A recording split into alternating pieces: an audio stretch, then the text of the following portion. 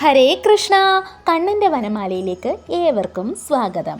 ആനപ്പുറത്ത് ചക്രവർത്തി ഭാവത്തിൽ പൊന്നു ഗുരുവായൂരപ്പൻ്റെ ആലവട്ടവും വെൺചാമരവും വീശിയുള്ള ശീവേലി, പ്രൗഢഗംഭീരമായ ആ കാഴ്ച എത്ര തവണ കണ്ടാലും മതിയാവില്ല.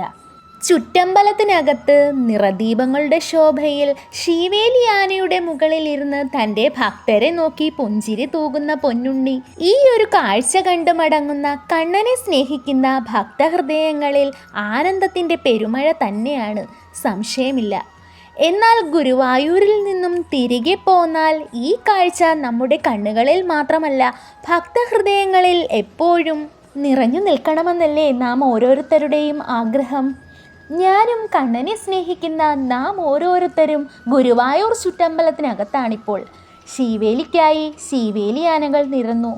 പൊന്നുണ്ണിക്കണ്ണനെ ശ്രീകോവിലിൽ നിന്നും പൊന്നും തിടമ്പിൽ ആവാഹിച്ച് പുറത്തെത്തിയപ്പോൾ ശീവേലിയാന തൻ്റെ മസ്തകം താഴ്ത്തി കണ്ണനെ സ്വീകരിച്ചു. ആലവട്ടത്തിൻ്റെയും വെൺചാമരങ്ങളുടെയും നടുവിലായി പൊന്നുണ്ണി ഇരിക്കുമ്പോൾ ശീവേലിയാനകളും വിളക്കുകളും ഒക്കെ പ്രദക്ഷിണത്തിനായി നീങ്ങിത്തുടങ്ങി. ആനപ്പുറത്തുള്ള ഭഗവാന്റെ ആ വരവ് നമുക്കും പൊന്നുണ്ണിയെ ഓടിയെത്തിയെന്ന് നമസ്കരിക്കാം. ഭഗവാനെ സ്നേഹിക്കുന്ന ഗോപി ഗോപവൃന്ദം തങ്ങളുടെ കൈകൾ കൊട്ടി ഹരേ രാമ രാമ രാമ ഹരേ ഹരേ, ഹരേ കൃഷ്ണ കൃഷ്ണ കൃഷ്ണ ഹരേ ഹരേ എന്നു പാടി ചുറ്റമ്പലം പ്രദക്ഷിണം വയ്ക്കുമ്പോൾ കണ്ണൻ്റെ പുഞ്ചിരിക്ക് വീണ്ടും വീണ്ടും ശോഭ കൂടി വരുന്നതായി തോന്നുന്നില്ലേ? എന്നാൽ അതൊരു തോന്നലല്ല. തന്നെ സ്നേഹിക്കുന്നവർ എല്ലാം മറന്ന് കണ്ണനിൽ ലയിക്കുമ്പോൾ കണ്ണൻ്റെ പുഞ്ചിരിയുടെ ഭംഗി കൂടുക തന്നെയാണ്. 4 പ്രദക്ഷിണവും കഴിഞ്ഞ് പൊന്നിൻ തിടമ്പിൽ പൊന്നുണ്ണി നാലമ്പലത്തിനകത്തേക്ക് കയറുന്നു. ഇനി കണ്ണന് തൃപ്പുകയാണ്.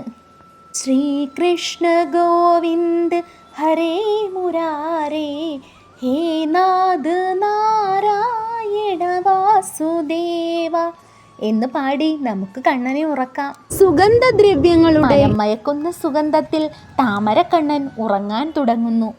തൃപ്പുക നെയ്യും സേവിച്ച് കഴിയുമെങ്കിൽ കൃഷ്ണനാട്ടവും കണ്ട് ഇടത്തരികത്ത് കാവിലെ അമ്മയെയും കണ്ട് മനസ്സു നിറഞ്ഞില്ലേ? കണ്ണുകൾ മെല്ലെ തുറക്കുമ്പോൾ നമ്മൾ ഗുരുവായൂർ ചുറ്റമ്പലത്തിനകത്ത് തന്നെ ആയിരുന്നില്ലേ? ഗുരുവായൂരപ്പൻ ശീവേലിക്കായി ഇറങ്ങുമ്പോൾ ചുറ്റമ്പലത്തിനുള്ളിൽ മാത്രമല്ല, നമ്മുടെ ഹൃദയ ശ്രീകോവിലിലും കണ്ണൻ്റെ ശീവേലി കാണാൻ സാധിക്കുന്നില്ലേ? എത്ര സുന്ദരമായ കാഴ്ച!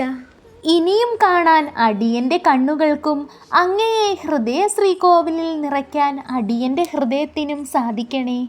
ഹന്തഭാഗ്യം ജനാനാം. ശ്രീ ഗുരുവായൂരപ്പ രാധേശ്യാം.